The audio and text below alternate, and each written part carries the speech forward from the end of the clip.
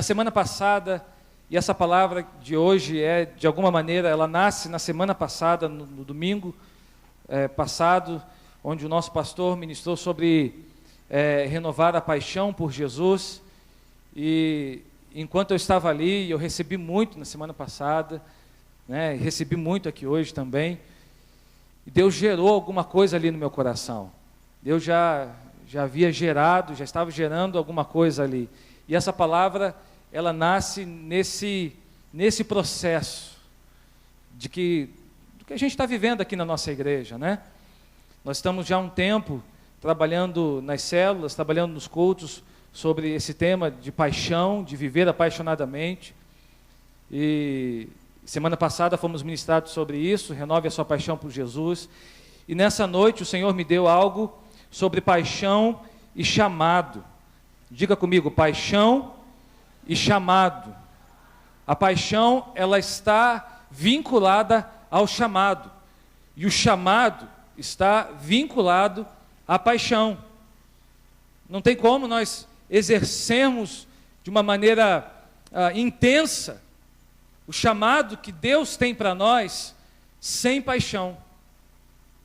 A paixão está vinculada ao chamado. Por isso, nessa noite eu vou falar sobre renovar a paixão pelo chamado. Deus tem um chamado para a sua vida, amém? Você recebe isso? Deus tem um chamado para você. Deus tem um chamado sobrenatural sobre a sua vida e para a sua vida. E por isso eu quero convidá-lo a abrir comigo no Evangelho segundo João, capítulo 21.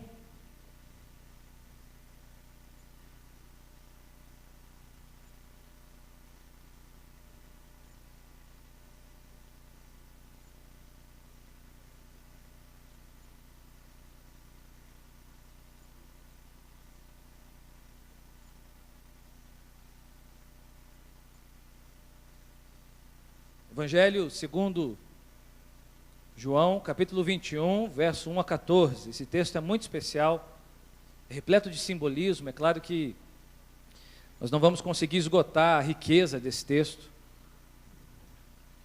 porque há muitas coisas assim, muitas particularidades. Eu vou pedir que você, por favor, mantenha a sua Bíblia aberta, porque a gente vai tratar de outros textos desse capítulo 21, né? Mas eu vou ler do verso 1 ao verso 14. Depois disso, Jesus apareceu novamente aos seus discípulos à margem do mar de Tiberíades. E foi assim: estavam juntos Simão Pedro, Tomé, chamado Dídimo, Natanael, de Caná da Galileia, os filhos de Zebedeu, e 2 outros discípulos. Vou pescar, disse-lhes Simão Pedro. E eles disseram: nós vamos com você. E eles foram e entraram no barco, mas naquela noite não pegaram nada. E ao amanhecer, Jesus estava na praia, mas os discípulos não o reconheceram. E ele lhes perguntou: filhos, vocês têm algo para comer? E eles responderam que não. E ele disse: lancem a rede do lado direito do barco, e vocês encontrarão. E eles a lançaram e não conseguiam recolher a rede, tal era a quantidade de peixes. E o discípulo a quem Jesus amava disse a Pedro: é o Senhor. E Simão Pedro, ouvindo dizer isso, vestiu a capa, pois a havia tirado, e lançou-se ao mar. E os outros discípulos vieram no barco, arrastando a rede cheia de peixes, pois estavam apenas a cerca de 90 metros da praia. Quando desembarcaram, viram ali uma fogueira, peixe sobre brasas e um pouco de pão. E disse-lhe Jesus: tragam alguns dos peixes que acabaram de pescar.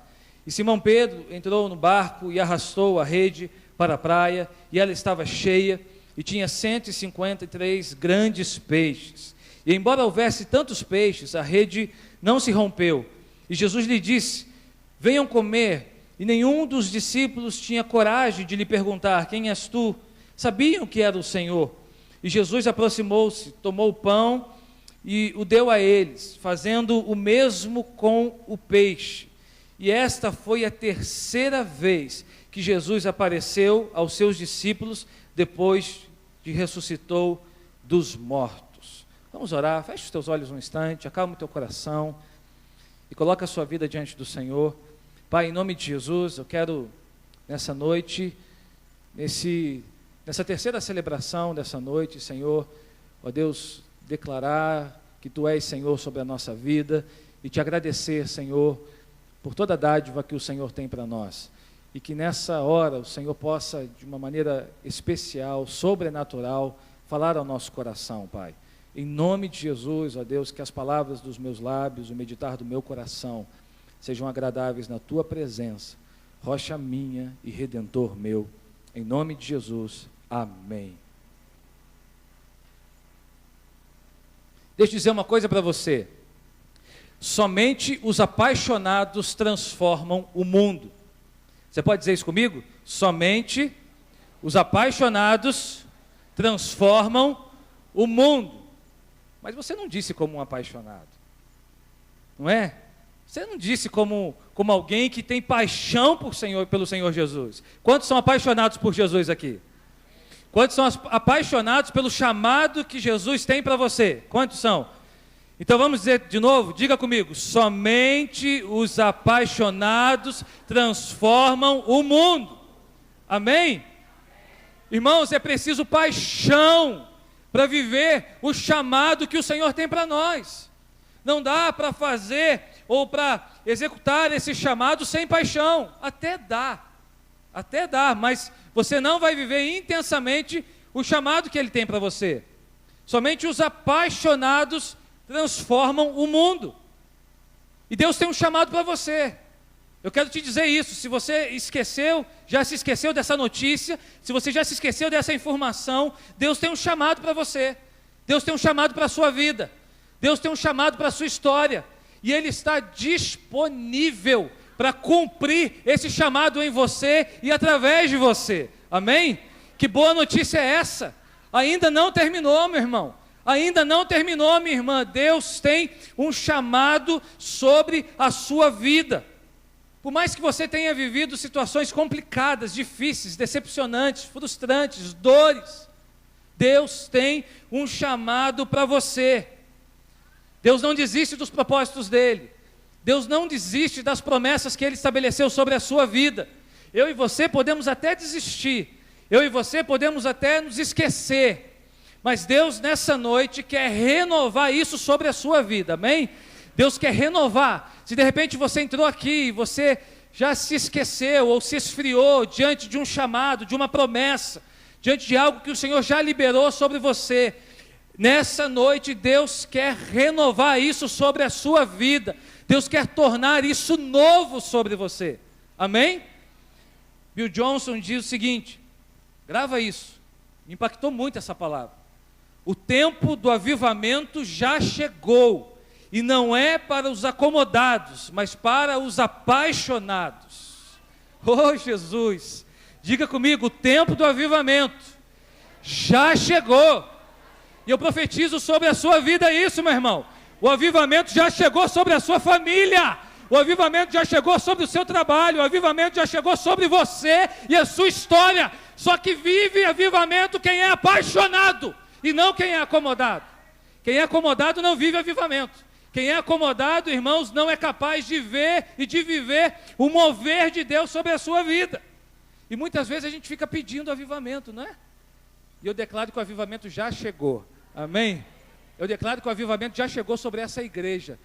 Viu, pastor? O avivamento já chegou sobre essa igreja. A gente vai clamar pelo avivamento, a gente vai pedir, mas ele já chegou. Ele já está entre nós. Você crê nisso? Amém? Já chegou sobre a nossa cidade. O avivamento já chegou sobre a nossa cidade.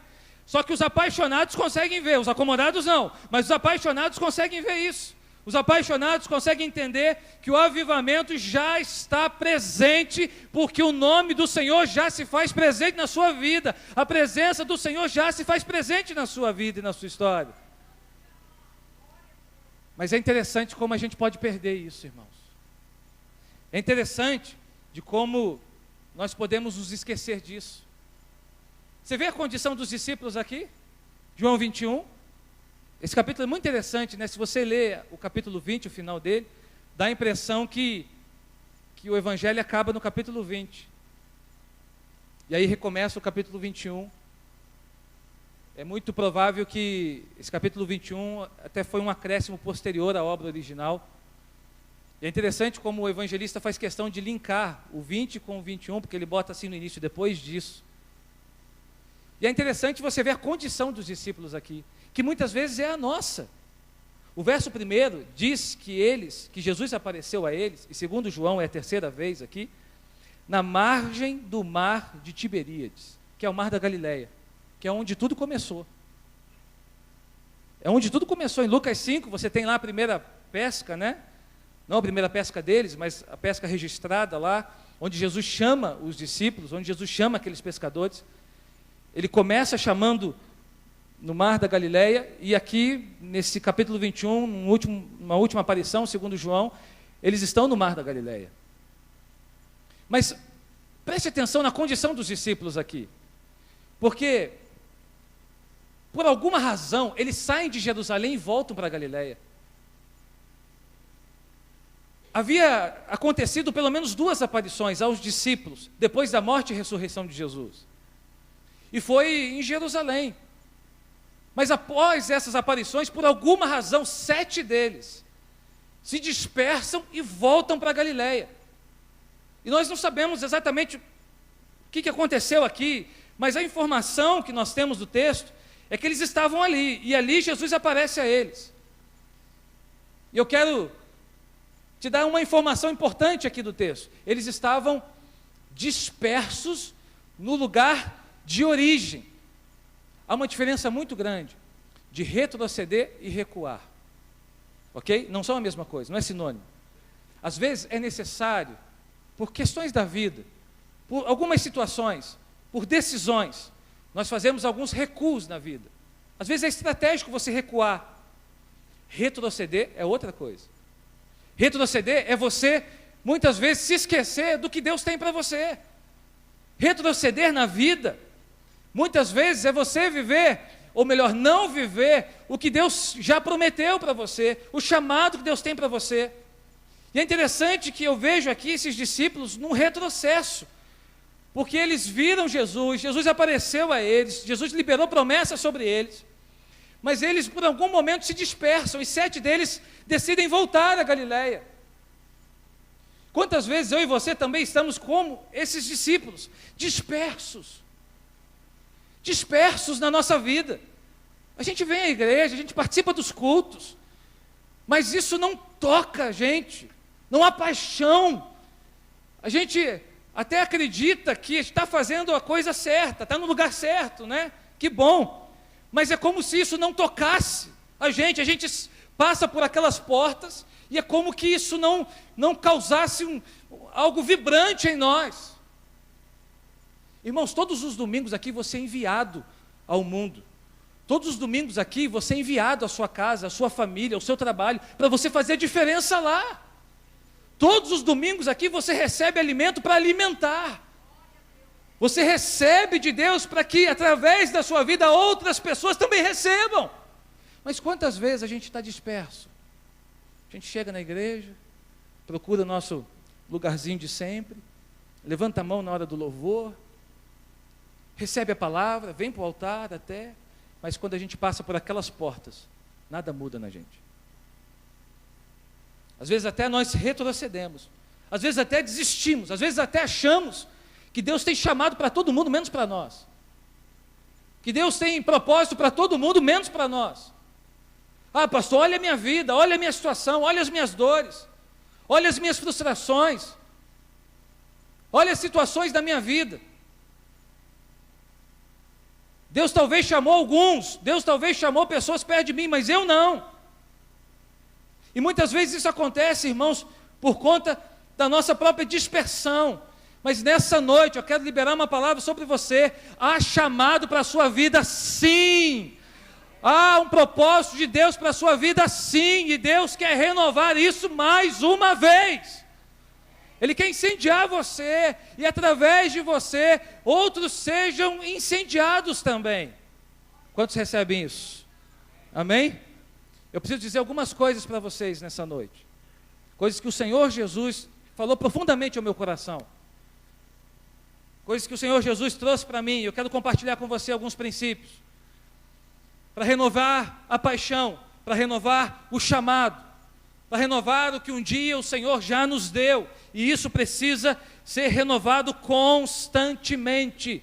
Constantemente você precisa se lembrar do propósito de Deus para a sua vida, do chamado que Ele tem para você, do chamado que Ele tem para a sua família. Então, se você tem aí uma caneta, por favor, pegue-a e anote, porque esses princípios vão ser valiosos para você certamente ao longo dessa semana. A primeira coisa, está lá no verso 2 e 3, olha que interessante. O texto diz assim: estavam juntos Simão Pedro, Tomé, chamado Dídimo, Natanael, de Caná da Galileia, os filhos de Zebedeu e 2 outros discípulos. E o verso 3 diz assim: vou pescar, disse Pedro. E eles disseram: nós vamos com você. E eles foram e entraram no barco, mas naquela noite não pegaram nada. A primeira coisa, para você renovar a sua paixão por Jesus, pelo chamado, pelo propósito que Ele tem para você, para você não permitir que essa chama se apague na tua vida. Cuidado com as suas decisões precipitadas. Diga comigo: decisões precipitadas matam. Fala, decisões precipitadas matam a paixão. Quantas vezes você ficou desanimado por conta de uma decisão precipitada que você tomou?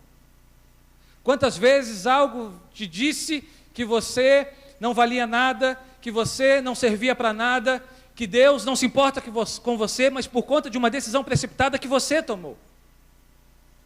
Olha a condição dos discípulos.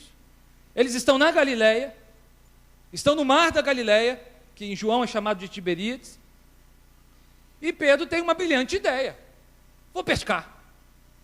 Que brilhante ideia de Pedro, né? Vou pescar. E ele ainda leva o pessoal com ele.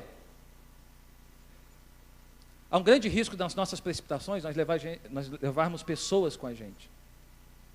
Há um grande risco das nossas precipitações de nós levarmos mais um conosco. E é interessante como ele diz: do nada, vou pescar. E ele sabia do que ele estava dizendo, ele era pescador, mas foi uma pesca não planejada. Foi uma pesca não planejada, foi precipitado. Ele não pensou em nada para pescar ali, não ponderou sobre o momento, sobre o clima, sobre a hora. Eu não sou um pescador, mas eu sei que tem um jeito de pescar. Isso eu sei. Pesquei muito lambari, pastor, na minha cidade. Muito lambari. E eu me lembro que o meu tio me levava para pescar e ele dizia assim: ó, fica quietinho, porque senão você não vai pescar nada. Ah, irmãos, como é bom lambari, né? Não sei se você conhece lambari. Você conhece lambari? Não? Conhece? Bom, né? Você come inteiro ele, só puxa, só fica os espinhozinhos ali. Muito bom. Pesquei muito lambari, mas não sou pescador não. Mas eu sei que tem um jeito de pescar. Tem um planejamento. O clima influencia, a hora influencia, a maneira influencia. E aqui você não vê, pelo menos a palavra não nos dá essa informação, nenhum tipo de planejamento. Pelo contrário, há precipitação aqui, há impulso aqui. E é claro que havia um propósito deles não terem pegado nada. Mas isso serve para nos instruir, para nos ensinar, irmãos, que decisões precipitadas, muitas vezes, podem gerar situações frustradas na nossa vida. Deus não é contra planejamento não, viu, irmão? Deus não é contra planejar não. Deus não é contra você planejar a sua vida. Deus não é contra você planejar as suas ações. Deus não é contra planejamento não. Tem gente que acha que é, mas Deus não é não. Eu acredito muito em planejamento. Acredito que Deus age no planejamento. E aqueles discípulos, eles de alguma maneira fizeram sem planejar. Ou pelo menos se distanciaram ali naquele momento do plano que Deus tinha para eles.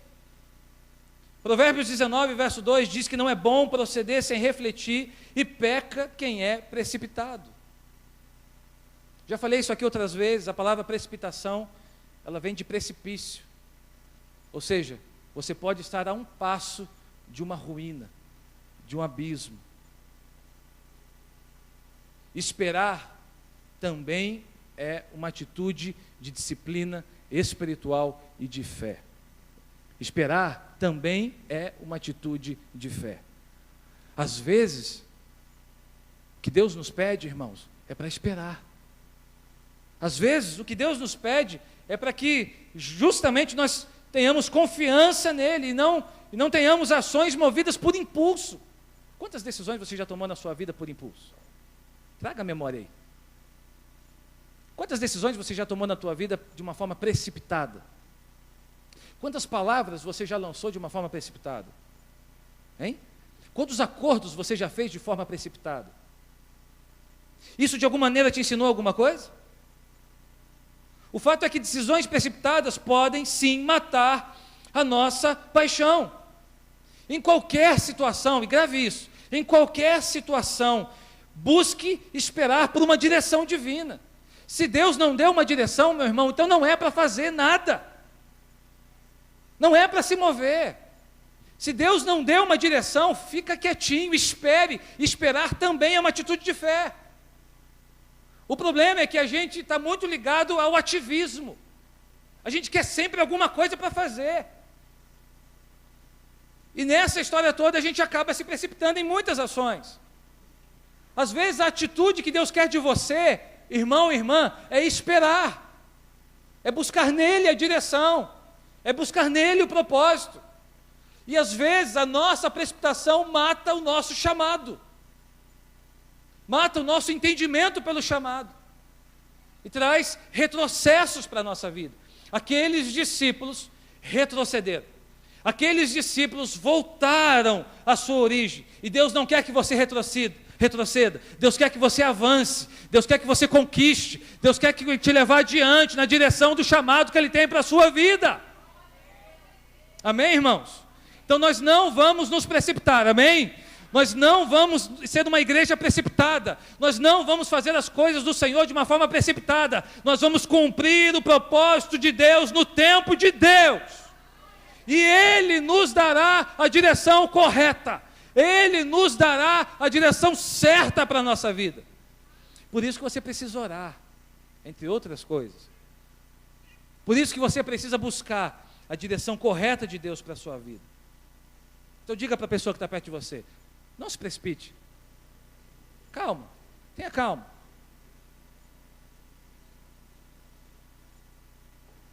Segundo princípio, não permita que a frustração, ela roube, ela prejudique a sua visão. Diga comigo, a frustração não vai prejudicar a minha visão. Olha o que diz o verso 4 e 5. Ao amanhecer, Jesus estava na praia, mas os discípulos não o reconheceram. E ele perguntou, filhos, vocês têm algo para comer? E eles responderam que não. Imagine a cena, os discípulos cansados, frustrados, não pegaram nada. E Jesus chega e pede alguma coisa para comer. E a Bíblia fala que eles não o reconheceram. Sabe aquela história que quando você passa por uma decepção na vida, você não enxerga mais nada? Você fica cego. Você não enxerga ninguém na tua frente. Quando você de repente recebe uma notícia ruim, você não enxerga ninguém na tua frente. O pastor falava um pouco isso hoje pela manhã, dizendo que às vezes a gente não tem fome, a gente tem vontade de comer, e é verdade mesmo. Os discípulos, eles estavam frustrados, e a frustração prejudicou de certa forma a visão. Eles não reconheceram Jesus à frente. Jesus não estava tão longe assim, talvez estava escuro, mas Jesus não estava tão longe assim deles. Eles passaram um tempo com Jesus. Jesus já havia aparecido a eles, mas naquele momento eles não o conhecem. Eu quero tirar aqui o princípio do texto, ok? Eu quero tirar aqui a mensagem para nós. Quantas vezes a frustração tenta cegar os nossos olhos? Por mais que você não reconheça, por mais que você não esteja vendo Jesus nos momentos frustrantes e difíceis na tua vida, Ele está vendo você. Amém? O pastor falou isso semana passada, cara, isso me encheu de ânimo. Ele falava de Jesus no monte, vocês lembram disso? Jesus no monte, os discípulos no barco, enfrentando a tempestade, enfrentando as águas, enfrentando os ventos, e ele falou assim aqui, olha, Jesus está vendo você. E eu olhando para esse texto, eu vi essa mesma revelação. Por mais que você tenha se frustrado e por mais que essa frustração cegou você, por mais que você não esteja vendo Jesus, Jesus está na praia vendo você. Ele te reconhece no meio da tua frustração, meu irmão. Ele te reconhece no meio da tua dor. Por mais que você esteja cego, a visão de Jesus está perfeita e Ele enxerga você e a sua história. Ele está vendo você. Ele está olhando para você. Os discípulos voltam cansados, de cabeça baixa naquela praia, e Jesus está olhando para eles. Tem algo para comer? Brincando com eles, né? Tem algo para comer? E eles, não tem. Jesus o reconheceu, Jesus estava vendo, Jesus estava reconhecendo os filhos amados dele. Você acha mesmo que um dia, por um dia sequer, Deus deixou de olhar para você? Você acha mesmo que um dia, mesmo que seja por um dia sequer, Deus deixou de reconhecer a sua história, a sua vida? E eu digo para você nessa noite, não! Ele está olhando para você. Aleluia! Não importa, irmãos, não importa as pescas frustradas que você já teve na tua vida. Quantas pescas frustradas você já teve na tua vida? Hein? Eu já tive da metafórica e da real. A real é que várias vezes, há uns 3 anos atrás, a gente ia pescar na Barra da Tijuca, e eu não pescava nada. E todo mundo pescava um monte de coisa, e eu não pescava nada. E a metafórica é que já passei por muitas pescas frustradas na minha vida. Mas em todas elas, Jesus estava na praia me vendo. E essa certeza está cada vez mais real no meu coração e na minha vida. Então deixa eu dizer uma coisa para você nessa noite. Não importa quantas pescas frustradas você já teve, seja no seu casamento, na sua saúde, seja no seu trabalho, seja na sua vida, não importa. Jesus está na praia olhando para você. Não permita, levanta a tua cabeça, não permita que a sua frustração roube, prejudique a sua visão. A frustração tem a ver com o seu passado, a visão tem a ver com o seu futuro. Não permita que algo que você viveu, algo que você passou, embaixo os seus olhos, atrapalhe a sua visão de futuro. Não permita isso. Traga à sua memória o que te pode dar esperança. Traga à sua memória, reafirme, por exemplo, que Jesus está olhando para você, Jesus está vendo você em qualquer situação, Ele está na praia, Ele está vendo você, está te esperando, está te chamando de filho amado. O apóstolo Paulo diz em Filipenses 3, esquecendo-me das coisas que para trás ficam, avançando para as que estão diante de mim, eu prossigo para o alvo, para o prêmio da soberana vocação de Deus em Cristo Jesus. Deixa eu perguntar uma coisa para você. Você está prosseguindo? Você está olhando para frente? Você está tendo a visão que Deus quer dar para você? Como tem sido os seus últimos dias? Como tem sido os seus últimos anos? Não permita que a frustração prejudique a sua visão. Deus tem visão para você. Amém? Deus tem visão para você. Bota a mão nos teus olhos e ora comigo. Senhor Jesus, que toda frustração da minha vida seja transformada em visão, que o meu passado, que já passou, não sirva como uma corrente para o meu futuro, em nome de Jesus, amém. Você recebe isso, irmãos? Pela fé, você recebe isso? Não permita que a sua frustração prejudique a sua visão. Deus tem um chamado e um futuro para você. E o que o diabo vai fazer? O tempo todo, ele vai tentar prejudicar isso. Volto a dizer, a visão tem a ver com o futuro. Se você não vê o teu futuro, como é que você vai andar para ele? O que o diabo faz? Ele tenta prejudicar a nossa visão, ele tenta tirar a visão. Não permita isso. Terceiro princípio, esteja aberto para obedecer e recomeçar. Diga comigo, aberto para obedecer e recomeçar. Olha o verso 6 e 7. Ele disse, Jesus falando, lancem a rede do lado direito do barco e vocês encontrarão. Eles a lançaram e não conseguiam recolher a rede, tal era a quantidade de peixes. E o discípulo a quem Jesus amava disse a Pedro: é o Senhor. E Simão Pedro, ouvindo-o dizer isso, vestiu a capa, pois havia tirado, e lançou-se ao mar. O mar era o mesmo, os pescadores eram os mesmos, o barco que eles estavam era o mesmo. O que mudou nessa história? A direção de Jesus. Jesus disse para eles assim: ó, lancem a rede do lado direito do barco. Grava uma coisa no teu coração: a obediência, ela tem a ver com um estilo de vida que nós adotamos. Ou seja, o que eu estou querendo dizer com isso? Você precisa estar aberto para obedecer. Não dá para obedecer de mau grado. Não dá para obedecer de cara emburrada. Deus não é não é um patrão que nos dá uma ordem e a gente obedece por obrigação. Para obedecer a Deus, você precisa estar aberto para obedecer e recomeçar. E é interessante como os discípulos, e eu vou te mostrar isso, como os discípulos entenderam esse princípio da obediência.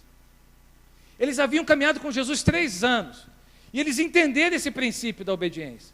Sabe por quê? Porque eles obedecem sem saber que é Jesus que está mandando. Se você for olhar o texto, você vai ver que eles não reconheceram Jesus de imediato. Eles foram reconhecer Jesus quando eles estão chegando perto da praia e eles já haviam pescado. Eles já haviam tirado a rede do mar com 153 peixes.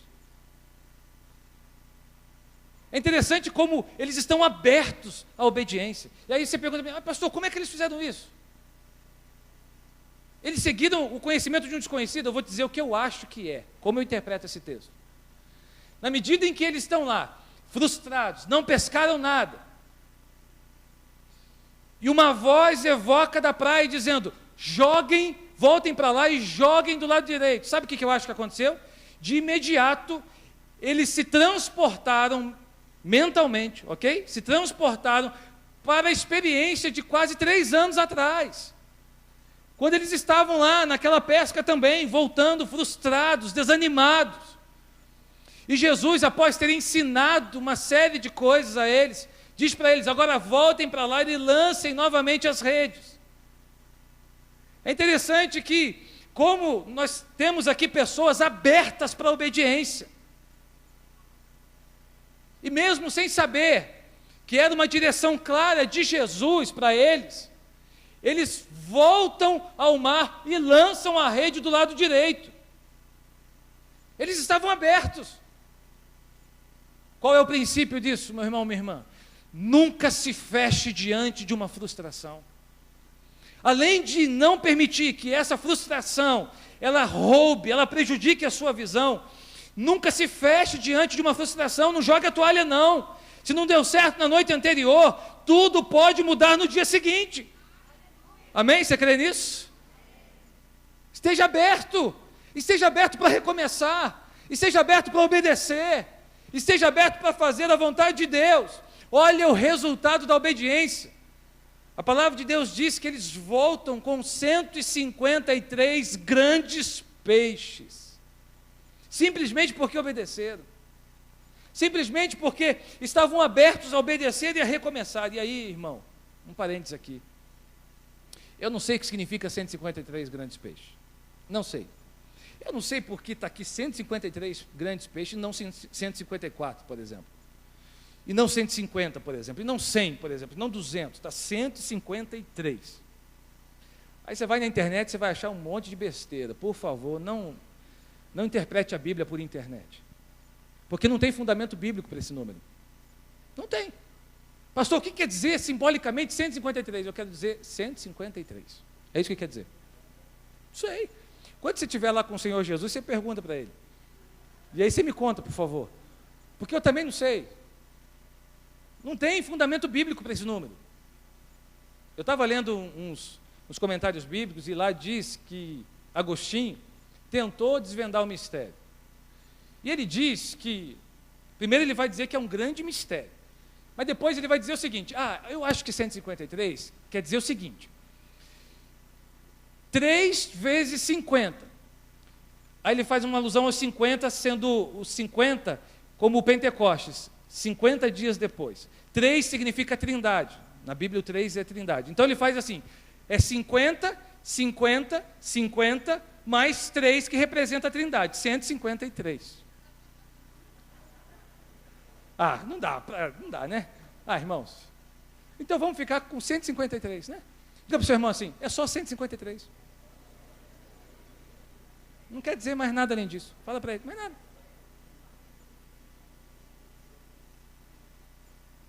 Sabe o que importa aqui? É o resultado da obediência, não o número. Tem crente que parece numerólogo, né? Que faz uma soma ali, liga com o Antigo Testamento, porque 12 aqui, 12 ali, 24 aqui, soma aqui, meia ali, meia ali, dá um número. Irmãos, vamos ser bíblicos. Amém, irmãos? Vamos ser bíblicos, vamos parar com esse negócio de ficar forçando a palavra de Deus. Não tem explicação, não tem. Pergunta para ele depois. Não fica querendo encontrar tudo direitinho, não. Tem coisas que não tem explicação. É 153 porque ele quis assim. Depois a gente pergunta para ele se tinha alguma coisa a ver. O fato é que me dá aqui o resultado da obediência. Eles estão abertos a obedecer, obedecem e eles voltam para a praia com 153 grandes peixes. Porque obedeceram. Grava um princípio no teu coração, meu irmão. A obediência traz resultados. Amém? A obediência traz resultados. E resultados extraordinários. Sabe o que aconteceu? Primeiro, Jesus estava presente ali. A obediência gerou o milagre da presença de Deus, da presença de Jesus naquele lugar. Eles obedecem, voltam para a praia com os peixes. Jesus está ali, os esperando com um café da manhã brilhante. Se você for ler o texto, você vai ver que Jesus está lá com um café da manhã brilhante, esperando eles. Pão, peixe na brasa. Oh, maravilha, Jesus mima os seus filhos, né? Está lá, esperando com um banquete os seus discípulos. A obediência gera a presença de Deus na nossa vida. Mateus 28 diz, Jesus também aparecendo aos discípulos, diz assim, ensinando-os a guardar as coisas que eu ordenei, e eu estarei com vocês todos os dias, até o fim dos tempos. A obediência gera a presença de Deus na sua vida, meu irmão, minha irmã. Quando você decide obedecer ao Senhor, você não está sozinho. Deus está com você. Deus cuida das coisas de quem cuida das coisas dele. Deus está com aqueles que obedecem. Então, se você está obedecendo, se você não está ferindo princípios na tua vida, fique com a obediência, porque Deus está com você. Deus está com você, Deus está com a sua família, Deus está com você no seu trabalho, Deus está com você nos seus desafios, Deus está com você. Obedeça apesar da frustração. Está frustrado com alguma coisa na tua vida? Deus está no controle, obedeça. E a presença dele vai com você, ele estará com você. Mas sabe o que é outra coisa que a obediência gera? Além da presença de Deus, resultados, além de resultados extraordinários. Porque o texto diz que eles retornam com 153 grandes peixes. E olha uma informação que o texto nos dá valiosa. No verso 11 diz assim, olha só, embora houvesse tantos peixes, a rede não se rompeu. Diga comigo, a rede não se rompeu. Sabe o que isso quer dizer? Sabe o que eu interpreto disso? A rede não se rompeu. Deus tem um crescimento extraordinário, exponencial para a sua vida e para essa igreja aqui. E não, esse amém não. Não. Vou repetir. Deus tem um crescimento extraordinário para a sua vida e para essa igreja aqui. Amém, irmãos? E o que o texto está dizendo? A rede não se rompeu. Ou seja, a nossa rede não vai se romper. Quanto mais peixe, melhor. Quanto mais peixe, melhor. Vamos pescar. Deus manda peixe. Porque a rede dessa igreja não vai se romper. Quanto mais peixe estiver aqui, melhor, irmãos. O que Deus tem para nós é uma pesca extraordinária. Viu, pastor? O que Deus tem para nós é uma pesca extraordinária. E a rede não vai se romper não, pastor. A gente inventa mais um culto, a gente inventa mais um horário, a gente faz mais culto, a gente faz mais coisa, a gente vai para outro lugar. A rede não vai se romper por tamanha quantidade de peixes. Quanto mais peixe, melhor, irmãos. Então, não se acostuma com o teu lugar, não. Tá? Porque amanhã você vai encontrar outro aí. Amém? Amém, irmãos? Então, não se acostuma, troca de lugar de vez em quando. Eu sei que você gosta dessa cadeira. Eu sei que você pudesse, você dava nome a essa cadeira, ela é sua, eu sei disso. Eu sei, não tem problema, tá bom? Mas já começa a se acostumar a trocar de lugar. Porque não vai ser por muito tempo, não. Daqui a pouco você vai chegar aí e vai ter gente na tua cadeira. Amém ou não, amém, irmãos? Eu já vi que alguns aqui hoje estão sentados em lugares diferentes. Já reparei isso hoje aqui. Que bom, graças a Deus por isso. Porque não adianta. Por mais que venham peixes, a rede não vai se romper. Não há limites para o que Deus quer fazer na nossa vida, irmãos. Se você obedece, não há limites para o que Deus quer fazer na sua vida. Quando você tem ações de obediência, você está dizendo para você, para as pessoas e para Deus, que você está querendo andar por inspiração, e não por conhecimento, e não por uma informação que você tenha. A obediência, ela gera revelação. A obediência, enquanto você obedece, Deus vai trazendo provisão para a sua vida. Deus vai trazendo revelação para a sua vida. Deus vai trazendo escape para a sua vida. Não é o contrário. É enquanto você obedece. Amém? Enquanto você obedece. Por isso que nós vamos obedecer. Por isso que nós vamos ser uma igreja obediente. Por isso que nós pedimos e oramos para que você seja obediente, porque a obediência gera milagres, a obediência gera resultado, a obediência traz crescimento. A rede não vai se romper, não vai. Há lugar para todo mundo, e quanto mais peixe melhor, não é? Amém? Diga comigo, quanto mais peixe melhor. E aí eu pergunto a você, vamos pescar? Vamos pescar? Hein, pescadores? Vamos pescar? Amém? Vamos pescar? Amém? Quem está comigo aqui? Vamos pescar? Quem quer pescar grandes peixes aqui nessa cidade? Quem quer pescar grandes peixes na sua vizinhança? Quem quer pescar grandes peixes no bairro onde você mora? Deus te convida a uma grande pescaria nessa cidade, meu irmão. Quanto mais peixe, melhor. Quanto mais peixe, melhor. E nada de pescar em aquário dos outros, viu? Tem muito peixe solto na cidade para você pescar. Não precisa procurar no aquário dos outros. Tá bom? Combinados assim? Amém? E se outro vir pescar no nosso aquário, que se cuide, hein, pastor? Porque nós somos ciumentos com as nossas ovelhas. Nós amamos vocês.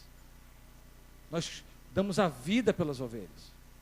Então, pescador de outro aquário aqui também não rola. Nós somos pescadores para Jesus e para o reino. Amém, irmãos? Que Deus nos acrescente ainda mais peixes. E eu creio muito nisso. Quarto princípio, passe pelo processo de restauração. Dos versos 15 a 17, você vê Jesus chamando Pedro para uma conversa. Diga assim comigo, Jesus, às vezes, me chama para uma conversa. Já aconteceu isso contigo? Jesus já te chamou para uma conversa? Os versos 15 a 17 diz assim, vou dizer aqui o conteúdo. Jesus chega na praia, conversa com os discípulos vêm com os peixes, Jesus está esperando os discípulos com um banquete, com um café da manhã, maravilhoso, peixinho na brasa. Depois ele tem um tempo ali, assa os peixes, depois ele tem um tempo ali, ele diz assim para Pedro, vamos dar uma voltinha, Pedro? Vamos conversar um pouquinho? Sabe por quê, irmãos? Pedro havia sido perdoado, mas precisava ser restaurado. Perdão é diferente de restauração. Perdão é liberar. Restauração é tratar, é processo, é cura. Por isso que eu digo que perdoar não tem sentimento. Você tem que perdoar todo mundo. É mandamento. Não tem que esperar sentir para perdoar. Eu não senti ainda que tem que perdoar fulano. Não senti ainda que eu tenho que liberar. Não, libera da tua vida, cara. Em nome de Jesus, libera essa pessoa. Se há alguma pessoa presa a você, libera. perdoa. Agora, restauração é processo. Pedro havia sido perdoado, mas não estava restaurado. E o que Jesus faz aqui? Jesus convida Pedro para o processo de restauração. Ele diz: vamos lá, vamos caminhar na praia. E Jesus começa a conversar com Pedro. Jesus começa a desafiar Pedro, perguntar a Pedro: Pedro, tu me amas? E Pedro: sim, Senhor, eu te amo. E aí Jesus diz assim: cuide dos meus cordeirinhos, cuide das minhas ovelhas. E Jesus faz isso por 3 vezes. E é interessante que na terceira vez a Bíblia fala que Pedro fica entristecido, certamente porque ele lembra dos episódios anteriores, do que aconteceu não muito tempo antes ali, que ele havia negado Jesus 3 vezes em torno de uma fogueira. É interessante como Jesus arma a cena ali na praia. Parece que Pedro está revivendo toda aquela cena do que aconteceu pouco antes daquele momento ali. Mas por que Jesus fez isso? Jesus fez isso para restaurar Pedro, para trazer de novo a chama da paixão e do chamado a Pedro. Meu irmão, minha irmã, Deus não quer que você viva uma vida de fuga e de culpa. A culpa tem o seu lugar, viu? Como psicólogo eu falo isso. A culpa tem o seu lugar.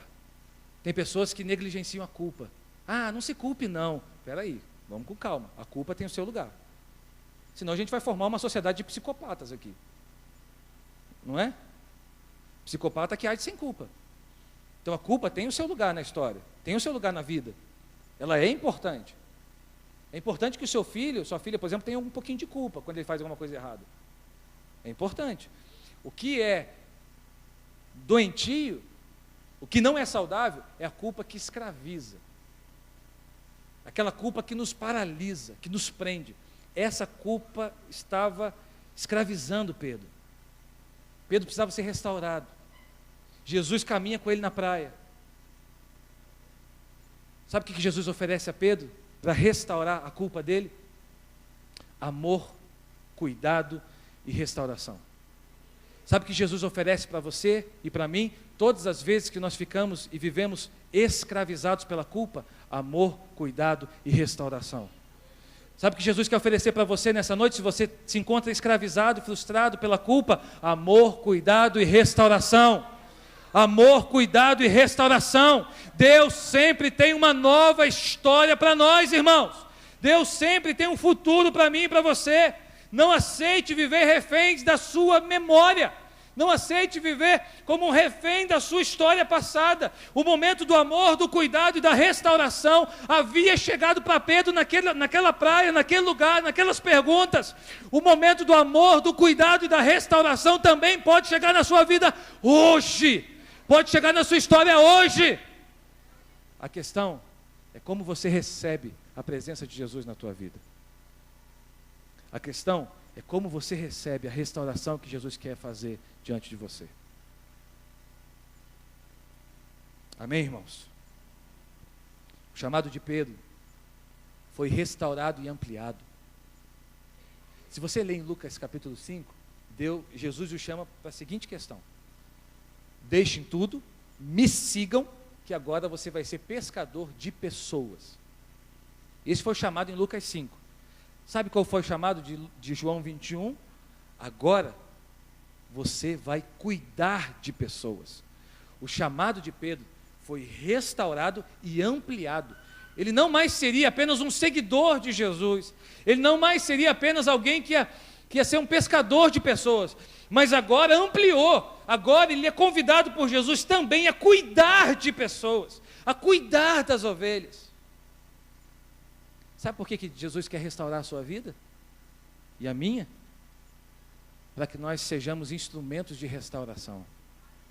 Amém? Você pode dizer amém? Eu sempre digo isso. No lugar onde mais você foi afetado, é no lugar onde mais Deus vai te usar para restaurar outras pessoas. A sua vergonha, a sua frustração, a sua dor será um poderoso instrumento nas mãos do Senhor para restaurar outros corações feridos por aí. Você recebe isso, irmãos? Você recebe isso na sua vida, na história da sua família? Amém? Deus tem um processo de restauração para você. Passe por ele. Não pule a restauração do Senhor. Quinto, mesmo sem entender, confie no plano de Deus. Diga comigo, às vezes eu não entendo, mas eu preciso confiar. Mesmo sem entender, confie no plano de Deus.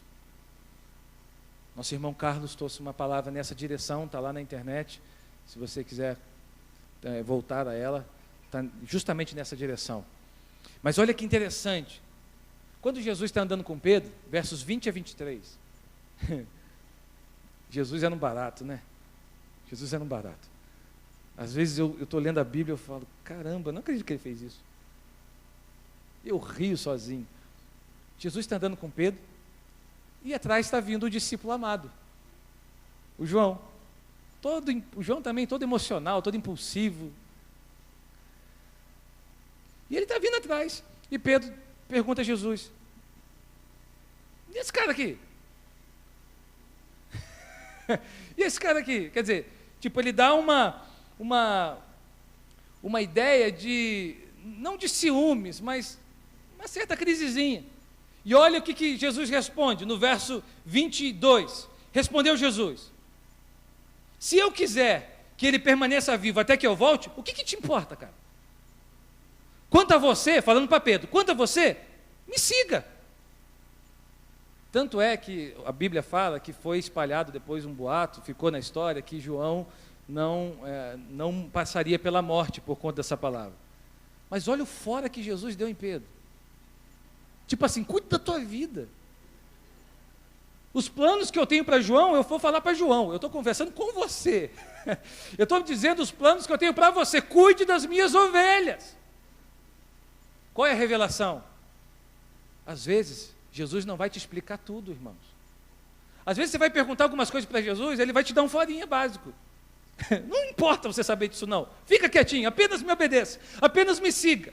Apenas entenda que eu tenho um plano para a tua vida. Apenas entenda que eu tenho um chamado para você e tenho um futuro para você. E se Jesus tiver, por exemplo, um plano diferente do seu, para você? E se Jesus tiver um plano diferente, por exemplo, para a sua família, do qual você espera? Jesus tinha os planos para João. E naquele momento Pedro não precisava conhecer, não. Os planos para João, ele ia falar para João. Os planos para Pedro, ele estava falando para Pedro.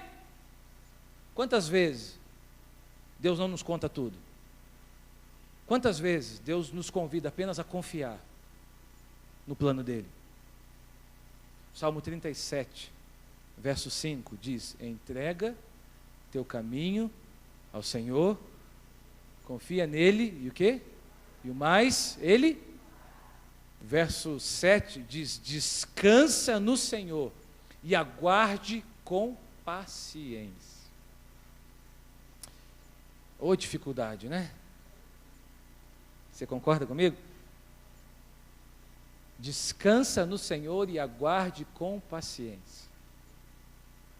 Diga para a pessoa que está perto de você assim: quem desconfia não descansa.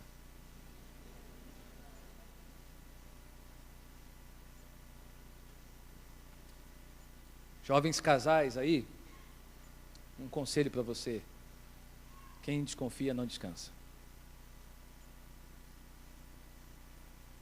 Ou você confia, ou confia. Amém? Isso é muito vivo no casamento, né? Muito vivo no casamento. Eu não estou 100% ao lado da minha esposa, mas eu confio nela. Estou descansado. Estou descansado.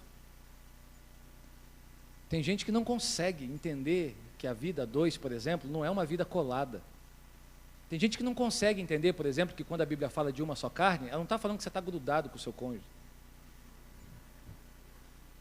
Sabe, onde vai tem que saber onde está, tem que ser isso, tem que informar, e fica nervoso, é celular, não. Quem confia descansa. Amém, irmãos? Amém. Glória a Deus, né, irmãos? Glória a Deus. Confie mesmo sem entender. Deus está no controle da sua vida. Deus está no controle da sua história. Sexto e último princípio: Eu termino com ele. Creia que Jesus pode fazer sempre mais. Quantos recebem isso?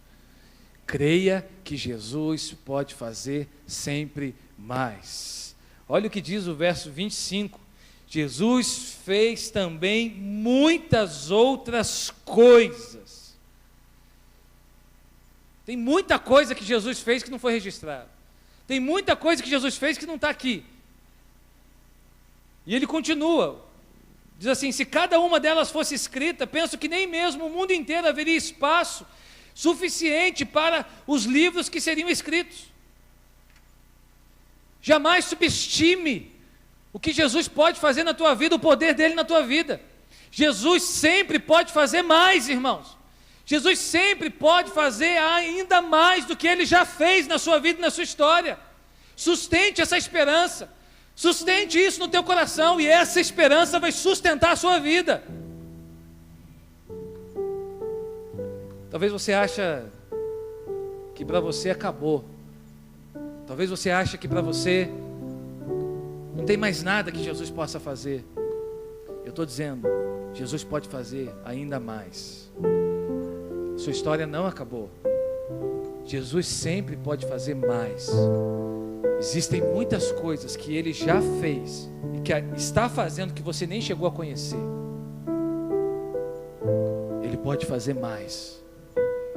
Ele tem um futuro para você e para mim. Quero convidar você a se colocar de pé.